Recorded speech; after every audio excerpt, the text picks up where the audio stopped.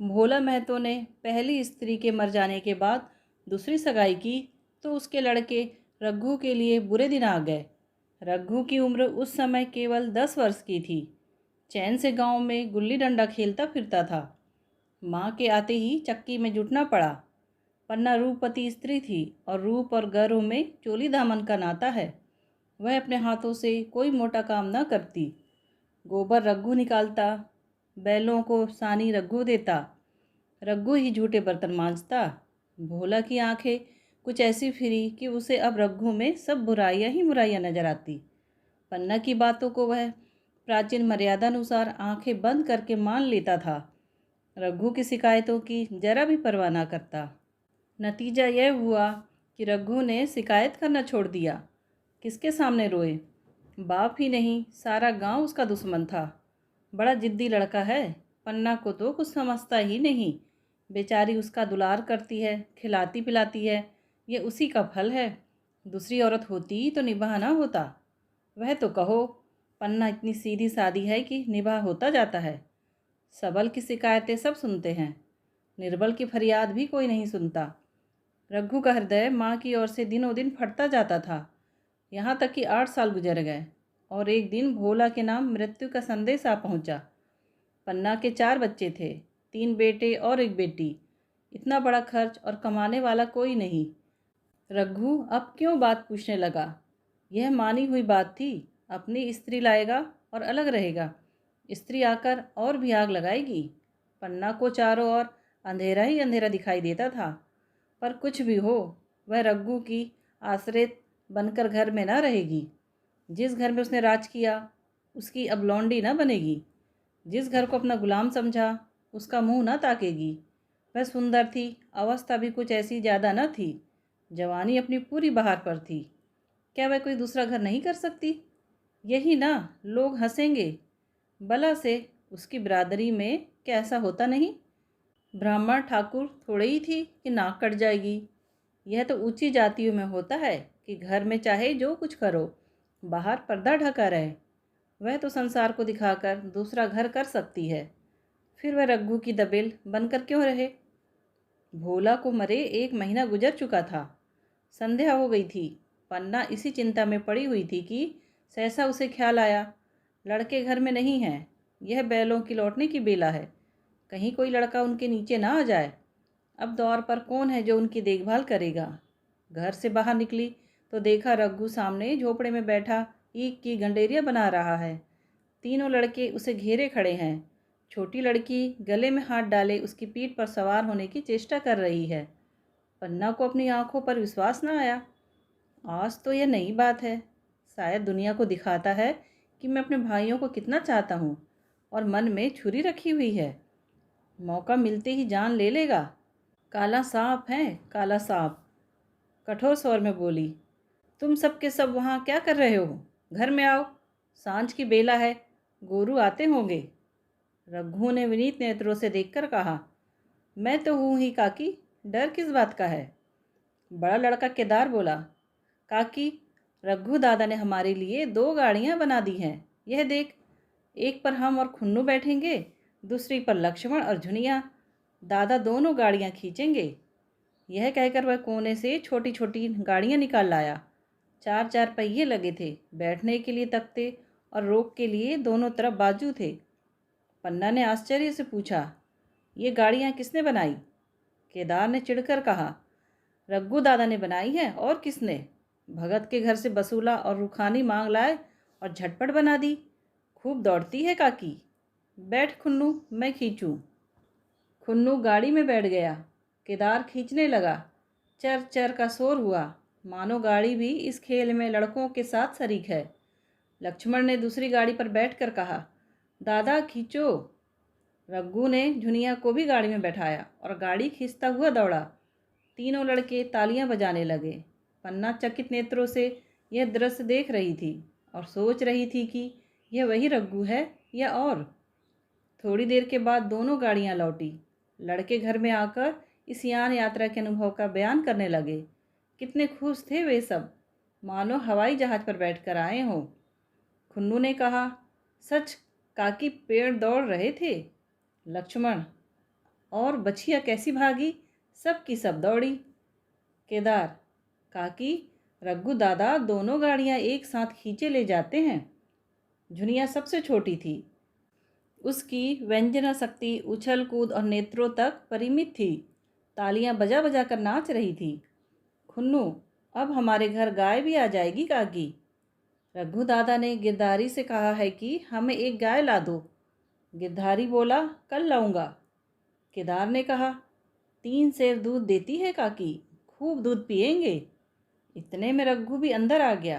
पन्ना ने अवहेलना की दृष्टि से देखकर पूछा, क्यों रघु, तुमने गिरधारी से कोई गाय मांगी है? रघु ने क्षमा प्रार्थना के भाव से कहा, हाँ मांगी तो है, कल लाएगा। पन्ना ने कहा, रुपये कहाँ से आएंगे, यह भी सोचा है? रघु बोला, सब सोच लिया है काकी। मेरे पास एक मुहर है, इसके 25 रुपये मिल रहे हैं। 5 रुपये बछिया के दाम दे दूंगा, बस गाय अपनी हो जाएगी। पन्ना सन्नाटे में आ गई।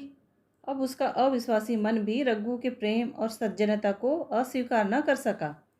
पन्ना बोली, मुहर को भी क्यों बेच रहे हो? गाय लेने की अभी क्या जल्दी है? हाथ में पैसे हो जाए तो ले लेना। सूना सूना गला अच्छा ना लगेगा। इतने दिनों से गाय नहीं रही तो क्या लड़के नहीं जिए? रघु दार्शनिक भाव से बोला, बच्चों के खाने पीने के यही दिन है काकी। इस उम्र में न खाया तो फिर कब खाएंगे? मुहर पहनना मुझे अच्छा भी नहीं मालूम होता।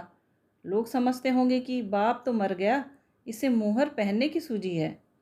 भोला मैं तो गाय की चिंता में ही चल बसे। न रुपया आए न गाय मिली, मजबूर थे।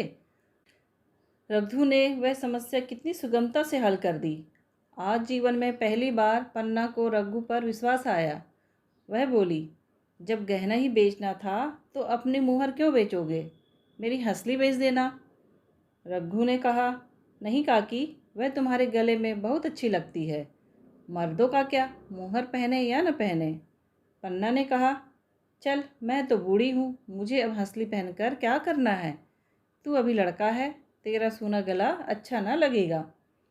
रघु मुस्कुरा कर बोला, तुम अभी से कैसे बूढ़ी हो गई? गांव में कौन तुम्हारे बराबर है? रघु की सरल आलोचना ने पन्ना को लज्जित कर दिया। उसके रूखे मुरझाए मुख पर प्रसन्नता की लाली दौड़ गई। 5 साल गुजर गए। रघु के जैसा मेहनती, ईमानदार, बात का धनी दूसरा किसान गांव में न था। पन्ना की इच्छा के बिना कोई काम न करता। उसकी उम्र अब 23 वर्ष की हो गई थी। पन्ना बार बार कहती, भैया बहू को विदा करा लाओ, कब तक पीहर में पड़ी रहेगी? सब लोग मुझे को बदनाम करते हैं कि यही बहू को नहीं आने देती। मगर रघु टाल देता था, कहता, अभी जल्दी क्या है? उसे अपनी स्त्री के रंग ढंग का परिचय दूसरों से मिल चुका था। ऐसी औरत को घर में लाकर वह अपनी शांति में बाधा नहीं डालना चाहता था। आखिर एक दिन पन्ना ने जिद करके कहा, तो तुम ना लाओगे? कह दिया कि अभी कोई जल्दी नहीं है। पन्ना ने कहा, तुम्हारे लिए जल्दी नहीं है, मेरे लिए तो जल्दी है। मैं आज आदमी भेजती हूँ। रघु बोला, पछताओगी काकी, उसका मिजाज अच्छा नहीं है। तुम्हारी बला से, जब मैं उससे बोलूँगी ही नहीं तो क्या हवा से लड़ेगी? रोटियां तो बना लेगी। मुझसे भीतर बाहर का सारा काम नहीं होता। मैं आज बुला लेती हूँ। बुलाना चाहती हो तो बुला लो, मगर फिर यह ना कहना कि यह मेहरिया को ठीक नहीं करता, उसका गुलाम हो गया। ना कहूँगी, जाकर 2 साड़ियाँ और मिठाई ले आ। तीसरे दिन मुलिया मैके से आ गई। दरवाजे पर नगाड़े बजे। शहनाइयों की मधुर ध्वनि आकाश में गूंजने लगी। मुंह दिखावे की रस्म अदा हुई। वह इस मरुभूमि में निर्मल जलधारा थी। गेहूं आ रंग था, बड़ी बड़ी नुकीले पलके, कपोलों पर हल्की सुर्खी, आंखों में प्रबल आकर्षण। रघु उसे देखते ही मंत्रमुग्ध हो गया। प्रातःकाल पानी का घड़ा लेकर चलती, तब उसका गेहुआ रंग प्रभात की सुनहरी किरणों से कुंदन हो जाता, मानो उषा अपनी सारी सुगंध, सारा विकास और सारा उन्माद लिए मुस्कुराती चली जाती हो। मुलिया मैके से जली भुनी आई थी। मेरा सोहर छाती फाड़कर काम करे और पन्ना रानी बनी बैठी रहे, उसके लड़के रईसजादे बने घूमे। मुलिया से यह बर्दाश्त न होगा। वह किसी की गुलामी नहीं करेगी। अपने लड़के तो अपने होते ही नहीं, भाई किसके होते हैं। जब तक पर नहीं निकलते हैं, रघु को घेरे हुए हैं। ज्यों ही जरा सियाने हुए पर झाड़ कर निकल जाएंगे, बाद भी न पूछेंगे। उस दिन उसने रघु से कहा, तुम्हें इस तरह गुलामी करनी हो तो करो, मुझसे ना होगी। रघु ने कहा, तो फिर क्या करूं, तू ही बता। लड़के तो अभी घर का काम करने लायक भी नहीं हैं। मुलिया, लड़के रावत के हैं, कुछ तुम्हारे नहीं हैं। यही पन्ना है जो तुम्हें दाने दाने को तरसाती थी। सब सुन चुकी हूँ। मैं लौंडी बनकर ना रहूँगी। रुपये पैसे का मुझे कुछ हिसाब नहीं मिलता। ना जाने तुम क्या लाते हो और वह क्या करती है।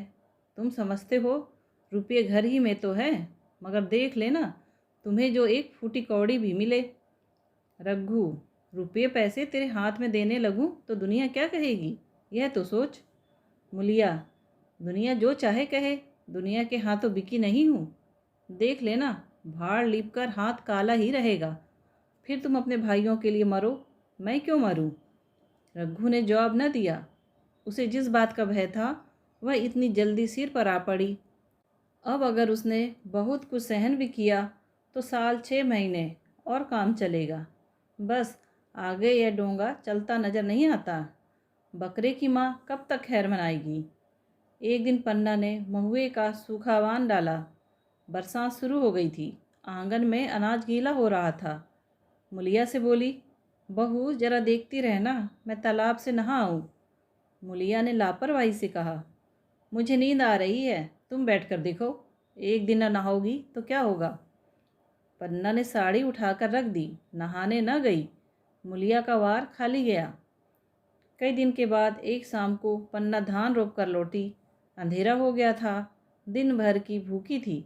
आशा थी बहू ने रोटी बना रखी होगी, मगर देखा तो यहाँ चूल्हा ठंडा पड़ा हुआ था और बच्चे मारे भूख के तड़प रहे थे। मुलिया से आहिस्ता से पूछा, आज अभी चूल्हा नहीं जला। केदार ने कहा, आज दोपहर को भी चूल्हा नहीं जला काकी, भाभी ने कुछ बनाया ही नहीं। पन्ना, तो तुम लोगों ने क्या खाया। केदार, कुछ नहीं, रात की रोटियां थी, खुन्नू और लक्ष्मण ने खाई, मैंने सत्तू खा लिया। पन्ना, और बहू। केदार, वह तो पड़ी सो रही, कुछ नहीं खाया। पन्ना ने उसी वक्त चूल्हा जलाया और खाना बनाने बैठ गई। आटा गूंथती थी और रोती थी। क्या नसीब है, दिन भर खेत में जली, घर आई तो चूल्हे के सामने जलना पड़ा। केदार का 14वां साल था। भाभी के रंग ढंग देखकर सारी स्थिति समझ गया था। बोला, काकी, भाभी अब तुम्हारे साथ रहना नहीं चाहती। पन्ना ने चौंक कर पूछा, क्या, कुछ कह रही थी। केदार, कहती कुछ नहीं थी, मगर उसके मन में यही बात। फिर तुम क्यों नहीं छोड़ देती। जैसे चाहे रहे, हमारा भी भगवान है। पन्ना ने दांतों से जीभ दबाकर कहा, चुप, मेरे सामने ऐसी बात भूलकर भी ना कहना। रघु तुम्हारा भाई नहीं, तुम्हारा बाप है। मुलिया से कभी बोलोगे तो समझ लेना जहर खा लूँगी। दशहरे का त्यौहार आया। इस गांव से कोस भर पर एक पूर्वे में मेला लगता था। गांव के सब लड़के मेला देखने चले। पन्ना भी लड़कों के साथ चलने को तैयार हुई, मगर पैसे कहाँ से आए। कुंजी तो मुलिया के पास थी। रघु ने आकर मुलिया से कहा, लड़के मेले जा रहे हैं, सभी को 2-2 आने पैसे दे दे। मुलिया ने त्योरियां चढ़ाकर कहा, पैसे घर में नहीं हैं। रघु, अभी तो तिलहन बिका था, क्या इतनी जल्दी रुपये उठ गए। मुलिया, हाँ उठ गए। रघु, कहाँ उठ गए, जरा सुनो। आज त्योहार के दिन लड़के मेला देखने ना जाएंगे। मुलिया, अपनी काकी से कहो पैसे निकाले, गाड़ कर क्या करेगी। खूंटी पर कुंजी लटक रही थी। रघु ने कुंजी उतारी और चाहा कि संदूक खोले कि मुलिया ने उसका हाथ पकड़ लिया और बोली, कुंजी मुझे दे दो, नहीं तो ठीक ना होगा। खाने पहनने को भी चाहिए, कागज़ किताब को भी चाहिए, उस पर मेला देखने को भी चाहिए। हमारी कमाई इसीलिए नहीं है कि दूसरे खाएं और मूँछों पर ताव दें। पन्ना ने रघु से कहा, भैया पैसे क्या होंगे, लड़के मेला देखने ना जाएंगे। रघु ने छिड़क कर कहा, मेला देखने क्यों न जाएंगे? सारा गांव जा रहा है, हमारे ही लड़के न जाएंगे? यह कहकर रघु ने अपना हाथ छुड़ा लिया और पैसे निकालकर लड़कों को दे दिए। मगर कुंजी जब मुलिया को देने लगा तब उसने उसे आंगन में फेंक दिया और मुंह लपेटकर लेट गई। लड़के मेला देखने न गए। इसके बाद 2 दिन गुजर गए। मुलिया ने कुछ नहीं खाया और पन्ना भी भूखी रही। रघु कभी इसे मनाता कभी उसे, पर यह न उठती न वह। आखिर रघु ने हैरान होकर मुलिया से पूछा, कुछ मुंह से तो कह, चाहती क्या है?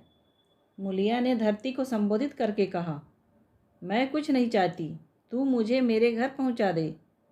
रघु, अच्छा उठ, खाना बना, पहुंचा दूंगा। मुलिया ने रघु की ओर आंखें उठाई। रघु उसकी सूरत देखकर डर गया। वह माधुर्य, वह मोहकता, वह लावण्य गायब हो गया था। दांत निकल आए थे, आंखें फट गई थी और नथुने फड़क रहे थे। मुलिया अंगारे की सी लाल आंखों से देखकर बोली, अच्छा, तो काकी ने यह सलाह दी है, यह मंत्र पढ़ाया है? तो मैं भी ऐसी कच्ची नहीं हूँ, तुम दोनों की छाती पर मूंग दलूंगी। हो किस फेर में? रघु, अच्छा तो मूंग ही दल लेना, कुछ खा पी लेगी तभी तो मूंग दल सकेगी। मुलिया, अब तो तभी मुंह में पानी डालूंगी जब घर अलग हो जाएगा। बहुत झेल चुकी, अब नहीं झेला जाता। रघु सन्नाटे में आ गया। 1 मिनट तक तो उसके मुंह से आवाज़ ही न निकली। अलग होने की उसने स्वप्न में भी कल्पना न की थी। उसने गांव में 2-4 परिवारों को अलग होते देखा था। वह खूब जानता था, रोटी के साथ लोगों के हृदय भी अलग हो जाते हैं, अपने हमेशा के लिए गैर हो जाते हैं। फिर उनमें वही नाता रह जाता है जो गांव के आदमियों में। रघु ने मन में ठान लिया था कि इस विपत्ति को घर में ना आने दूंगा, मगर होनहार के सामने उसकी एक न चली। आह, मेरे मुख में कालिख लगेगी। दुनिया यही कहेगी कि बाप के मर जाने पर 10 साल भी एक में निभाह ना हो सका। फिर किससे अलग हो जाऊं? जिनको गोद में खिलाया, जिनको बच्चों की तरह पाला, जिनके लिए तरह तरह के कष्ट झेले, उन्हीं से अलग हो जाऊं? अपने प्यारों को घर से निकाल बाहर करूं? उसका गला फंस गया। कांपते हुए स्वर में बोला, तू क्या चाहती है कि मैं अपने भाइयों से अलग हो जाऊं? भला सोच तो, कहीं मुंह दिखाने लायक रहूंगा? मुलिया, तो मेरा इन लोगों के साथ निभा ना होगा। रघु, तो तू अलग हो जा, मुझे अपने साथ क्यों घसीटती है? मुलिया, तो मुझे क्या तुम्हारे घर में मिठाई मिलती है? मेरे लिए क्या संसार में जगह नहीं है? रघु, तेरी जैसी मर्जी, जहाँ चाहे रहे, मैं अपने घर वालों से अलग नहीं हो सकता। जिस दिन इस घर में 2 चूल्हे जलेंगे, उस दिन मेरे कलेजे के 2 टुकड़े हो जाएंगे। मैं यह चोट नहीं सह सकता। तुझे जो तकलीफ हो वह मैं दूर कर सकता हूँ। माल असबाब की मालकिन तो तू ही है, अनाज पानी तेरे ही हाथ है। अब रह क्या गया है? अगर कुछ काम धंधा करना नहीं चाहती मत कर। भगवान ने मुझे समाई दी होती तो तुझे तिनका तक उठाने ना देता। तेरे यह सुकुमार हाथ पांव मेहनत मजदूरी करने के लिए बनाए ही नहीं गए हैं। मगर क्या करूं, अपना कुछ बस ही नहीं है। फिर भी तेरा जी में कोई काम करने को न चाहे मत कर, मगर मुझसे अलग होने को न कहे। तेरे पैरों पड़ता हूँ। मुलिया ने सिर से आंचल खिसकाया और जरा समीप आकर बोली, मैं काम करने से नहीं डरती, न बैठे बैठे खाना चाहती हूँ, मगर मुझसे किसी की धौंस नहीं सही जाती।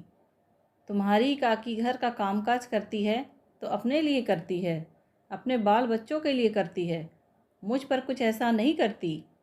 फिर मुझ पर धौंस क्यों जमाती है? उन्हें अपने बच्चे प्यारे होंगे, मुझे तो तुम्हारा ही आसरा है। मैं अपनी आँखों से यह नहीं देख सकती कि सारा घर तो चैन करे, जरा जरा से बच्चे तो दूध पिएं, और जिसके बलबूते पर गृहस्थी थमी हुई है वह मट्ठे को तरसे, कोई उसका पूछने वाला ना हो। जरा अपना मुंह तो देखो, कैसी सूरत निकल आई है। औरों के तो 4 बरस में अपने पट्ठे तैयार हो जाएंगे, तुम तो 10 साल में खाट पर पड़ जाओगे। बैठ जाओ, खड़े क्यों हो? क्या मार कर भागोगे? मैं तुम्हें ज़बरदस्ती न बांध लूँगी। पता होता कि ऐसे निर्मोही से पाला पड़ेगा तो इस घर में भूल से न आती। आती भी तो मन न लगाती, मगर अब तो मन तुमसे लग गया। घर भी जाऊं तो मन यहाँ ही रहेगा, और तुम जो हो कि मेरी बात ही नहीं पूछते। मुलिया की ये रसीली बातें रघु पर कोई असर न डाल सकी। वह उसी रुखाई से बोला, मुलिया, मुझसे यह ना होगा। अलग होने का ध्यान करते ही मेरा मन न जाने कैसा हो जाता है। यह चोट मुझसे न सही जाएगी। मुलिया ने परिहास करके कहा, तो चूड़ियाँ पहनकर अंदर बैठो ना, लाओ मैं मूछें लगा लूँ। मैं तो समझती थी कि तुम में भी कुछ कस बल है, अब देखती हूँ तो नीरे मिट्टी के लौंदे हो। पन्ना दलान में खड़ी दोनों की बातचीत सुन रही थी। अब उससे न रहा गया। सामने आकर रघु से बोली, जब वह अलग होने पर तुली हुई है, फिर तुम क्यों उसे ज़बरदस्ती मिलाए रखना चाहते हो? तुम उसे लेकर रहो, हमारे भगवान मालिक हैं। जब महतो मर गए थे और कहीं पत्ती की भी छां न थी, जब उस वक्त भगवान ने निभा दिया, तो अब क्या डर। अब तो भगवान की दया से तीनों लड़के सयाने हो गए हैं, अब कोई चिंता नहीं। रघु ने आंसू भरी आंखों से पन्ना को देखकर कहा, काकी, तू भी पागल हो गई है क्या? जानती नहीं, 2 रोटियां होते ही 2 मन हो जाते हैं। पन्ना, जब वह जानती ही नहीं, तब तुम क्या करोगे? भगवान की यही मर्जी होगी तो कोई क्या करेगा। प्रारब्ध में जितने दिन एक साथ रहना लिखा था, उतने दिन रहे। अब उसकी यही मर्जी है तो यही सही। तुमने मेरे बाल बच्चों के लिए जो किया, वह मैं भूल नहीं सकती। तुमने इनके सिर पर हाथ न रखा होता तो आज इनकी ना जाने क्या गति होती। ना जाने किसके द्वार पर ठोकरें खाते होते, ना जाने कहाँ कहाँ भीख मांगते फिरते। तुम्हारा जस मरते दम तक गाऊंगी। अगर मेरी खाल तुम्हारे जूते बनाने के काम आए तो खुशी से दे दूं। चाहे तुमसे अलग हो जाऊं, पर जिस घड़ी तुम पुकारोगे, कुत्ते की तरह दौड़ी आऊंगी। यह भूल कर भी न सोचना कि तुमसे अलग होकर मैं तुम्हारा बुरा सोचूंगी। जिस दिन तुम्हारा अनबल मेरे मन में आएगा, उसी दिन विष खाकर मर जाऊंगी। भगवान करे तुम दूधो नहाओ पूतो फलो। मरते दम तक यही आशीष मेरे रोए रोए से निकलती रहेगी। और अगर लड़के भी अपने बाप के हैं तो मरते दम तक तुम्हारा पोस मानेंगे। यह कहकर पन्ना रोती हुई वहाँ से चली गई। रघु वहीं मूर्ति की तरह खड़ा रहा। आसमान की ओर टकटकी लगी थी और आंखों से आंसू बह रहे थे। पन्ना की बातें सुनकर मुलिया समझ गई कि अब अपने पौ बारा है। चटपट उठी, घर में झाड़ू लगाया, चूल्हा जलाया और कुएं से पानी लाने चली। उसकी टेक पूरी हो गई थी। गांव में स्त्रियों के 2 दल होते हैं, एक बहुओं का, दूसरा सासों का। बहुएं सलाह और सहानुभूति के लिए अपने दल में जाती हैं, सासें अपने दल में। दोनों की पंचायतें अलग होती है। मुलिया को कुएं पर 2-3 बहुएं मिल गई। एक ने पूछा, आज तो तुम्हारी बुढ़िया बहुत रोध हो रही थी। मुलिया ने विजय के गर्व से कहा, इतने दिनों से घर की मालकिन बनी हुई है, राजपाट छोड़ते इसे अच्छा लगता है। बहन, मैं उनका बुरा नहीं चाहती, लेकिन एक आदमी की कमाई में कहाँ तक बरकत होगी। मेरी भी तो यही खाने पीने पहनने ओढ़ने के दिन हैं। अभी उनके पीछे मरो, फिर बाल बच्चे हो जाएं, उनके पीछे मरो, सारी जिंदगी रोते ही कट जाए। एक बहू, बुढ़िया यही चाहती है कि यह बस जन्म भर लौंडी बनी रहे, मोटा छोटा खाए और पड़ी रहे। दूसरी बहू, किस भरोसे पर कोई मरे। अपने लड़के तो बात नहीं पूछते, पराए लड़कों का क्या भरोसा। कल इनके हाथ पांव हो जाएंगे, फिर कौन पूछता है। अपनी अपनी महरियों का मुंह देखेंगे। पहले से ही फटकार देना अच्छा है, फिर तो कोई कलंक न होगा। मुलिया पानी लेकर गई, खाना बनाया और रघु से बोली, जाओ नहाओ, रोटी तैयार है। रघु ने मानो सुना ही नहीं, सिर पर हाथ रखकर द्वार की तरफ ताकता रहा। मुलिया, क्या कहती हूँ, कुछ सुनाई देता है? रोटी तैयार है, जाओ नहाओ। रघु, सुन तो रहा हूँ, क्या बहरा हूँ? रोटी तैयार है तो जाकर खा ले, मुझे भूख नहीं है। मुलिया ने फिर कुछ नहीं कहा, जाकर चूल्हा बुझा दिया, रोटियां उठाकर छीके पर रख दी और मुंह ढाककर लेट गई। जरा देर में पन्ना आकर बोली, खाना तो तैयार है, नहा धोकर खा लो, वह भी तो भूखी होगी। रघु ने झुंझला कर कहा, काकी तू घर में रहने देगी कि मुंह में कालिख लगाकर कहीं निकल जाऊं? खाना तो खाना ही है, आज ना खाऊंगा कल खाऊंगा, लेकिन अभी मुझसे न खाया जाएगा। केदार क्या अभी मदरसे से नहीं आया? पन्ना, अभी तो नहीं आया, आता ही होगा। पन्ना समझ गई कि जब तक वह खाना बनाकर लड़कों को ना खिलाएगी और खुद ना खाएगी, रघु ना खाएगा। इतना ही नहीं, उसे रघु से लड़ाई करनी पड़ेगी, उसे जली कटी सुनानी पड़ेगी, उसे यह दिखाना पड़ेगा कि मैं ही उससे अलग होना चाहती हूँ, नहीं तो वह इसी चिंता में घुल घुल कर प्राण दे देगा। यह सोचकर उसने अलग चूल्हा जलाया और खाना बनाने लगी।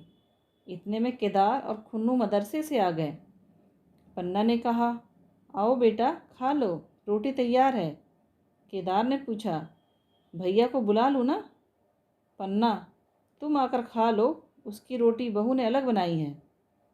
खुन्नू, जाकर भैया से पूछ ना हो। पन्ना, जब उनका जी चाहेगा खाएंगे, तू बैठ कर खा, तुझे इन बातों से क्या मतलब?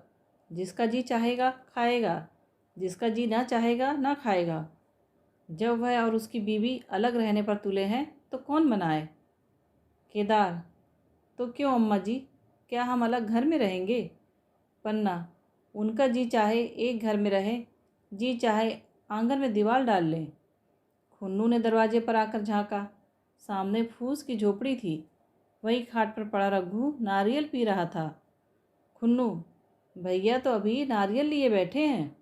पन्ना, जब जी चाहेगा खाएंगे। केदार, भैया ने भाभी को डांटा नहीं? मुलिया अपनी कोठरी में पड़ी सुन रही थी। बाहर आकर बोली, भैया ने तो नहीं डांटा, अब तुम आकर डांटो। केदार के चेहरे का रंग उड़ गया, फिर जबान न खोली। तीनों लड़कों ने खाना खाया और बाहर निकले। लू चलने लगी थी। आम के बाग में गांव के लड़के लड़कियां हवा से गिरे हुए आम चुन रहे थे। केदार ने कहा, आज हम भी आम चुनने चलें? खूब आम गिर रहे हैं। खुन्नू, दादाजी बैठे हैं। लक्ष्मण, मैं ना जाऊंगा, दादा घुड़केंगे। केदार, वह तो अब अलग हो गए। लक्ष्मण, तो अब हमको कोई मारेगा तब भी दादा ना बोलेंगे। केदार, वाह, तब क्यों ना बोलेंगे। रघु ने तीनों लड़कों को दरवाजे पर खड़े देखा, पर कुछ बोला नहीं। पहले तो वह घर से बाहर निकलते ही उन्हें डांट बैठता था, पर आज वह मूर्ति के समान निश्चल बैठा रहा। अब लड़कों को कुछ साहस हुआ, कुछ दूर और आगे बढ़े। रघु अब भी न बोला। कैसे बोले, वह सोच रहा था। काकी ने लड़कों को खिला पिला दिया, मुझसे पूछा तक नहीं। क्या उसकी आंखों पर भी पर्दा पड़ गया है? अगर मैंने लड़कों को पुकारा और वह न आए तो मैं उनको मार पीट तो सकूंगा। लू में सब के सब मारे मारे फिरेंगे, कहीं बीमार ना पड़ जाएं। उसका दिल मसोच कर रह जाता था, लेकिन मुंह से कुछ कह ना सकता था। लड़कों ने देखा कि यह बिल्कुल नहीं बोलते तो निर्भय होकर चल पड़े। सहसा मुलिया ने आकर कहा, अब तो उठोगे कि अब भी नहीं? जिनके नाम पर गर्व कर रहे हो, उन्होंने मज़े से लड़कों को खिलाया और आप खाया, अब आराम से सो रही है। मोर पिया मोरी बात न पूछे, मोर सुहागिन नाव। एक बार भी तो मुंह से न फटा कि भैया खा लो। रघु को इस समय मर्मांत पीड़ा हो रही थी। मुलिया के इन कठोर शब्दों ने घाव पर नमक छिड़क दिया। दुखित नेत्रों से देखकर बोला, तेरी जो मर्जी थी वही तो हुआ, अब जा ढोल बजा। मुलिया, नहीं, तुम्हारे लिए थाली परोसे बैठी है। रघु, मुझे चिढ़ा मत, तेरे पीछे मैं भी बदनाम हो रहा हूँ। जब तू किसी की होकर नहीं रहना चाहती तो दूसरे को क्या है जो तेरी खुशामद करे। जाकर काकी से पूछ, लड़के आम चुनने गए हैं, उन्हें पकड़ लाऊं? मुलिया अंगूठा दिखाकर बोली, यह जाता है, तुम्हें 100 बार गरज हो जाकर पूछो। इतने में पन्ना भी भीतर से निकल आई। रघु ने कहा, लड़के बगीचे में चले गए काकी, लू चल रही है। पन्ना, अब उनका कौन पूछने वाला है? बगीचे में जाएं, पेड़ पर चढ़ें, पानी में डूबे, मैं अकेली क्या क्या करूं? रघु, जाकर पकड़ लाऊं? पन्ना, जब तुम्हें अपने मन से नहीं जाना है तो फिर मैं जाने को क्यों कहूँ? तुम्हें रोकना होता तो रोक ना देते। तुम्हारे सामने ही तो गए होंगे। पन्ना की बात पूरी न हुई थी कि रघु ने नारियल कोने में रख दिया और बाग की तरफ चला। रघु लड़कों को लेकर बाग से लौटा तो देखा मुलिया अभी तक झोपड़े में खड़ी है। बोला, तू जाकर खा क्यों नहीं लेती? मुझे तो इस समय में भूख नहीं है। मुलिया ऐठ कर बोली, हाँ भूख क्यों लगेगी? भाइयों ने खाया, वह तुम्हारे पेट में पहुंच ही गया होगा। रघु ने दांत पीस कर कहा, मुझे जला मत मुलिया, नहीं तो अच्छा ना होगा। खाना कहीं भागा नहीं जाता। एक समय ना खाऊंगा तो मर ना जाऊंगा। क्या तू समझती है घर में आज कोई छोटी बात हो गई है? तूने घर में चूल्हा नहीं जलाया, मेरे कलेजे में आग लगाई है। मुझे घमंड था कि और चाहे कुछ हो जाए पर मेरे घर में फूट का रोग ना आने पावेगा, पर तूने मेरा घमंड चूर कर दिया। प्रारब्ध की बात है। मुलिया तिनक कर बोली, सारा मोह छो तुम्ही को है और किसी को भी है। मैं तो किसी को तुम्हारी तरफ बिसुरते नहीं देखती। रघु ने ठंडी सांस खींचकर कहा, मुलिया घाव पर नमक न छिड़क। तेरे ही कारण मेरी पीठ में धूल लग रही है। मुझे इस गृहस्थी का मोह न होता तो किसे होगा? मैंने ही तो इसे मर मर जोड़ा। जिनको गोद में खिलाया वही अब मेरे पट्टीदार होंगे। जिन बच्चों को मैं डांटता था उन्हें आज कड़ी आंखों से भी नहीं देख सकता। मैं उनके भले के लिए भी कोई बात करूं तो दुनिया यही कहेगी कि यह अपने भाइयों को लूटे लेता है। जा मुझे छोड़ दे, अभी मुझसे कुछ ना खाया जाएगा। मुलिया, मैं कसम रखा दूंगी, नहीं चुपके से चले चलो। रघु देख, अब भी कुछ नहीं बिगड़ा है, अपनी हट छोड़ दे। मुलिया, हमारा ही लहू पिए, जो खाने न उठे। रघु ने कानों पर हाथ रखकर कहा, यह तूने क्या किया मुलिया? मैं तो उठ ही रहा था। चल खा लूँ, नहाने धोने कौन जाए। लेकिन इतना कहे देता हूँ, चाहे 4 की जगह 6 रोटियाँ खा जाऊँ, चाहे तू मुझे घी के मटके में ही डुबा दे, पर यह दाग मेरे दिल से ना मिटेगा। मुलिया, दाग साग सब मिट जाएगा। पहले सबको ऐसा ही लगता है, देखते नहीं हो उधर कैसी चैन की बंसी बज रही है। वह तो मना ही रही थी कि किसी तरह सब अलग हो जाएं। अब तक पहले की सी चांदी तो नहीं है कि जो कुछ घर में आवे सब गायब। अब क्यों हमारे साथ रहने लगी? रघु ने आहत स्वर में कहा, इसी बात का तो मुझे गम है। काकी से ऐसी आशा न थी। रघु खाने बैठा तो कौर विष के घूंट सा लगता था। जान पड़ता था रोटियां भूसी की है, दाल पानी सी लगती थी। पानी भी कंठ के नीचे न उतरता था। दूध की तरफ देखा तक नहीं। 2-4 ग्रास खाकर उठ आया, जैसे किसी प्रियजन के श्राद्ध का भोजन हो। रात का भोजन भी उसने इसी तरह किया। भोजन क्या किया, कसम पूरी की। रात भर उसका चित्त उद्विग्न रहा। एक अज्ञात शंका उसके मन पर छाई हुई थी, जैसे भोला महतो द्वार पर बैठा रो रहा हो। वह कई बार चौंक कर उठा। ऐसा जान पड़ा भोला उसकी और तिरस्कार की आंखों से देख रहा है। वह दोनों जून का भोजन करता था, पर जैसे शत्रु के घर कर रहा हो। भोला की शोकमग्न मूर्ति आंखों से न उतरती थी। रात को उसे नींद न आती। वह गांव में निकलता तो इस तरह मुंह चुराए, सिर झुकाए, मानो गौ हत्या की हो। 5 साल गुजर गए। रघु अब 2 लड़कों का बाप था। आंगन में दीवार खिंच गई थी, खेतों में मेड़े डाल दी गई थी और बैल बधिये बांट लिए गए थे। केदार की उम्र अब 16 साल की हो गई थी। उसने पढ़ना छोड़ दिया था और खेती का काम करता था। खुन्नू गाय चराता था। केवल लक्ष्मण अब तक मदरसे जाता था। पन्ना और मुलिया दोनों एक दूसरे की सूरत से जलती थी। मुलिया के दोनों लड़के बहुधा पन्ना ही के पास रहते। वही उन्हें उपटन मलती, वही काजल लगाती, वही गोद में लिए फिरती, मगर मुलिया के मुंह से अनुग्रह का एक शब्द भी न निकलता। न पन्ना ही इसकी इच्छुक थी। वह जो कुछ करती निर्ब्याज भाव से करती थी। उसके 2-2 लड़के कमाऊ हो गए थे। लड़की खाना पका लेती थी। वह खुद ऊपर का कामकाज कर लेती। इसके विरुद्ध रघु अपने घर का अकेला था, यह भी दुर्बल, अशक्त और जवानी में बूढ़ा। अभी आयु 30 वर्ष से अधिक न थी, लेकिन बाल खिचड़ी हो गए थे, कमर भी झुक चली थी, खांसी ने जीर्ण कर रखा था। देखकर दया आती थी। और खेती पसीने की वस्तु है। खेतों की जैसी सेवा होनी चाहिए वह उससे ना हो पाती। फिर अच्छी फसल कहाँ से आती। कुछ ऋणी भी हो गया था। वह चिंता और भी मारे डालती थी। चाहिए तो यह था कि अब उसे कुछ आराम मिलता। इतने दिनों के निरंतर परिश्रम के बाद सिर का बोझ कुछ हल्का होता, किंतु मूलिया की स्वार्थपरता और अदूरदर्शिता ने लहराती हुई खेती उजाड़ दी। अगर सब एक साथ रहते तो अब तक पेंशन पा जाता। मज़े से द्वार पर बैठा हुआ नारियल पीता। भाई काम करता, वह सलाह देता, मैं तो बना फिरता।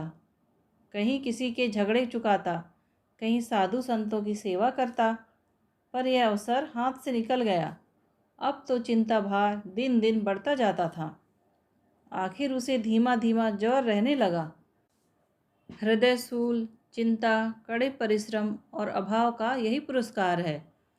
पहले कुछ परवाह न की, समझा आप ही आप अच्छा हो जाएगा। मगर कमजोरी बढ़ने लगी तो दवा की फिक्र हुई। जिसने जो बता दिया खा लिया। डॉक्टरों और वैद्यों के पास जाने की सामर्थ्य कहाँ। और सामर्थ्य भी होती तो रुपये खर्च कर देने के सिवा और नतीजा ही क्या था। जीर्ण जवर की औषधि आराम है और पुष्टिकारक भोजन। न वह बसंत मालती का सेवन कर सकता था और न आराम से बैठकर बलवर्धक भोजन कर सकता था। कमजोरी बढ़ती ही गई। पन्ना को अवसर मिलता तो वह आकर उसे तसल्ली देती, लेकिन उसके लड़के अब रघु से बात भी न करते थे। दवा दारू तो क्या करते, उसका और मजाक उड़ाते। भैया समझते थे कि हम लोगों से अलग होकर सोने की ईंट रख लेंगे। भाभी भी समझती थी, सोने से लद जाऊंगी। अब देखें कौन पूछता है। सिसक सिसक कर ना मरे तो कह देना। बहुत हाय हाय भी अच्छी नहीं होती। आदमी उतना काम करे जितना हो सके, यह नहीं कि रुपये के लिए जान ही दे दे। पन्ना कहती, रघु बेचारे का कौन दोष है। केदार कहता, चल मैं खूब समझता हूँ। भैया की जगह मैं होता तो डंडे से बात करता। मजाल थी कि औरत यूँ जिद करती। यह सब भैया की चाल थी, सब सदी बदी बात थी। आखिर एक दिन रघु का टिमटिमाता हुआ जीवन दीपक बुझ गया। मौन ने सारी चिंताओं का अंत कर दिया। अंत समय उसने केदार को बुलाया था, पर केदार को ईख में पानी देना था। डरा कहीं दवा के लिए न भेज दे। बहाना बता दिया। मूलिया का जीवन अंधकारमय हो गया। जिस भूमि पर उसने मंसूबों की दीवार खड़ी की थी, अब नीचे से खिसक गई थी। जिस खूंटे के बल पर वह उछल रही थी, वह उखड़ गया था। गांव वालों ने कहना शुरू किया, ईश्वर ने कैसा तत्काल दंड दिया। बेचारी मारे लाज के अपने बच्चों को लिए रोया करती। गांव में किसी को मुंह दिखाने लायक साहस न होता।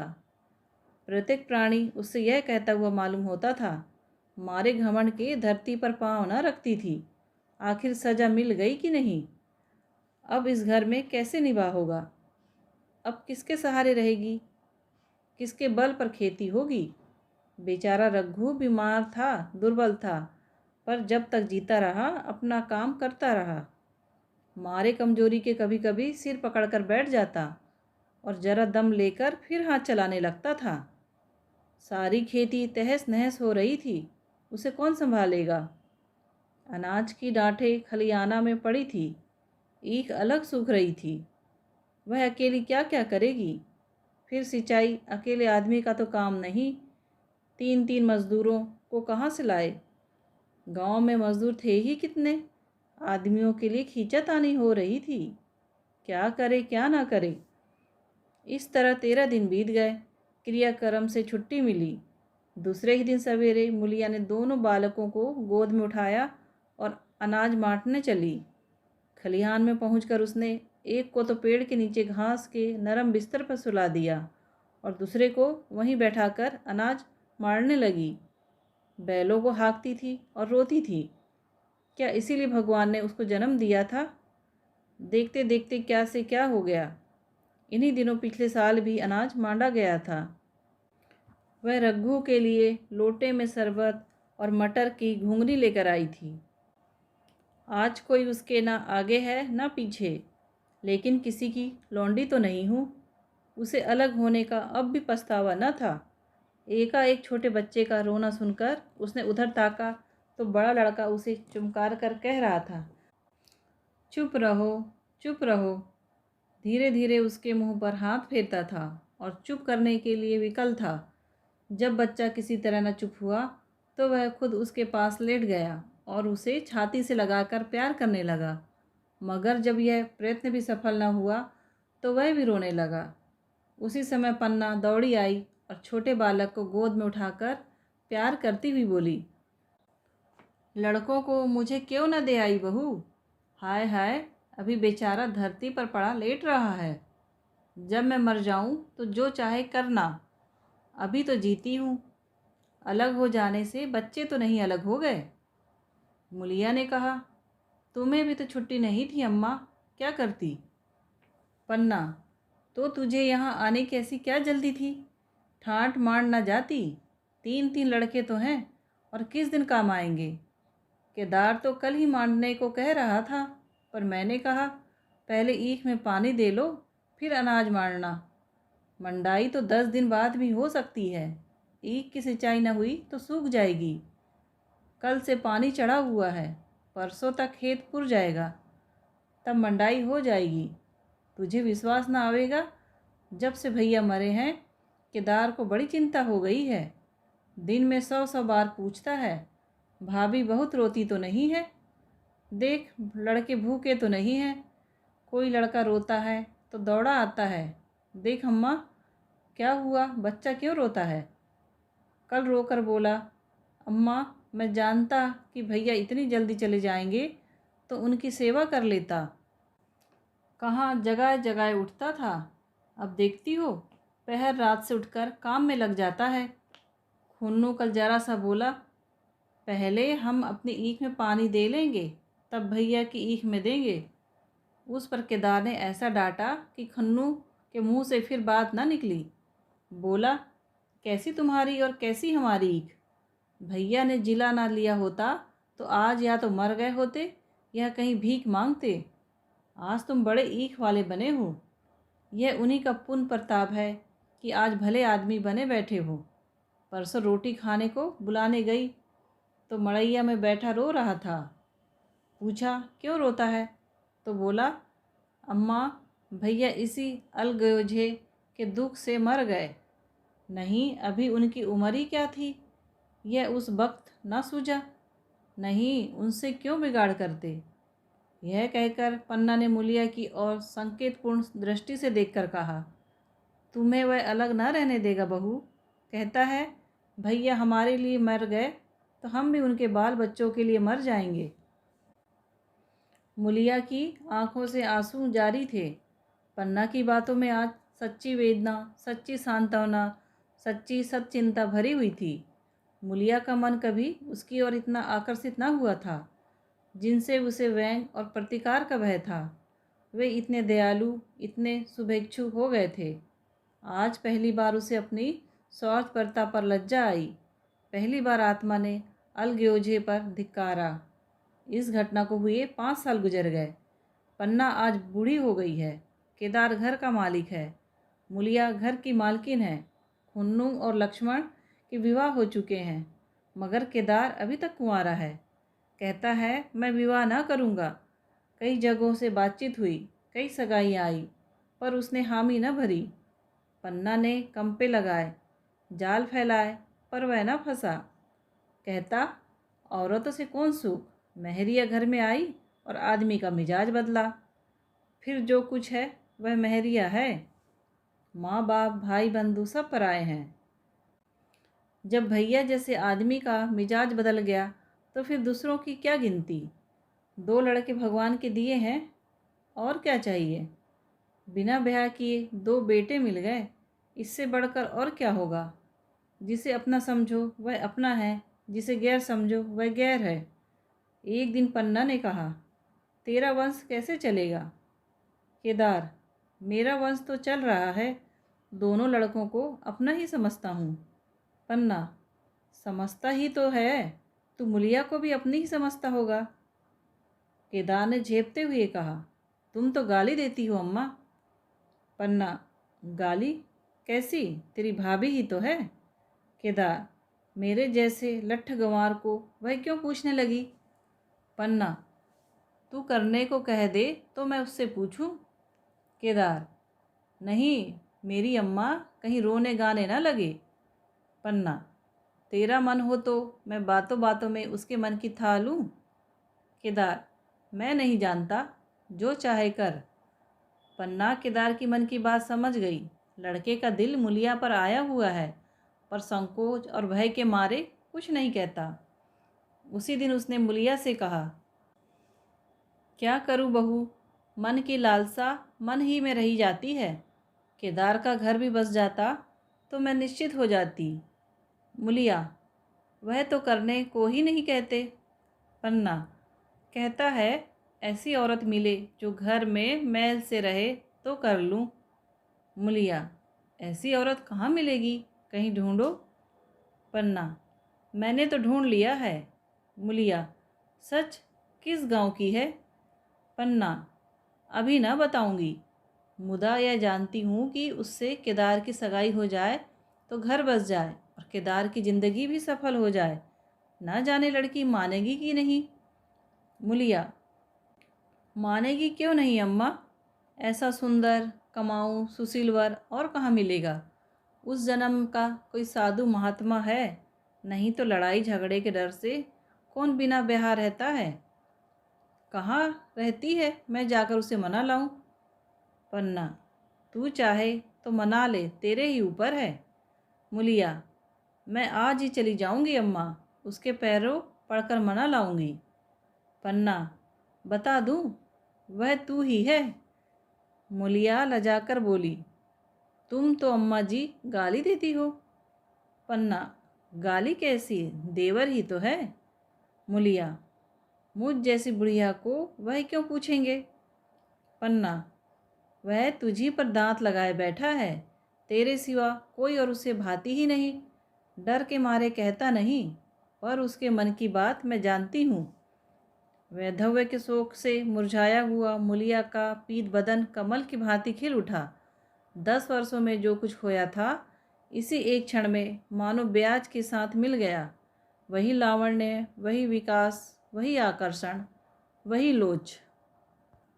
दोस्तों, कहानी पसंद आई हो तो प्लीज़ लाइक, शेयर और सब्सक्राइब कीजिए। धन्यवाद।